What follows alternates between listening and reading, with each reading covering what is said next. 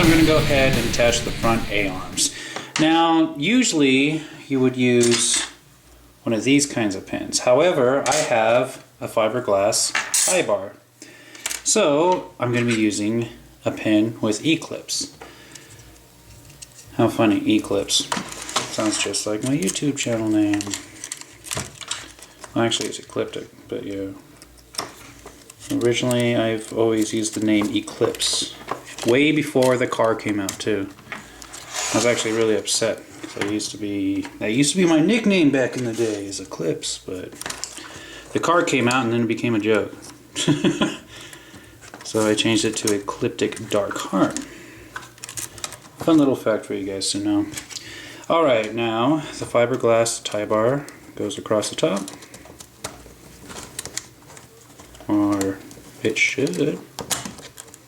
It's being a little difficult. Okay, now for the fun part, the E-clips.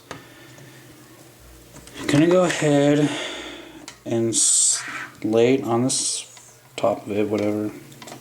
Kind of mixing up my words. And we're gonna get some needle nose and clip it on, just like that. Now the other side. Okay, now that that's taken care of, it's time to move on to the caster blocks and steering blocks. Now, an interesting little fun fact. The steering blocks are held in on a VXL with one of these pins. However, it's not like that with XL5. In fact, it uses a pin with E-clips. I like saying that, E-clips.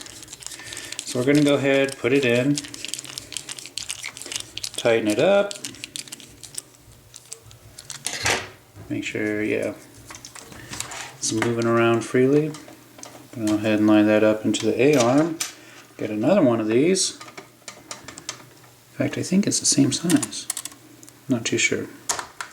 There we go. Slide that in. And of course do some more screwing. It's getting a little repetitive at this stage.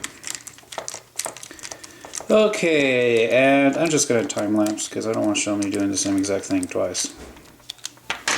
Alright, with the other side attached, I'm going to go ahead and attach the camber link to the caster block. Very simple stuff. And yeah, you guessed it, more screwing.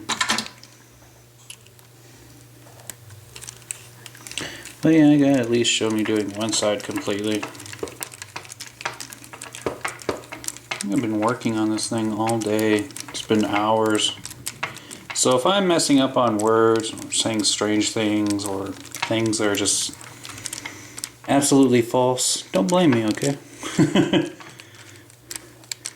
Okay, and as you can see, that sticks out quite a bit because there's a 3mm nut that goes on the other side. So I'm going to go ahead and tighten that on there. Eventually, I'm going to have to replace these caster blocks with aluminum ones because these plastic ones break so easily.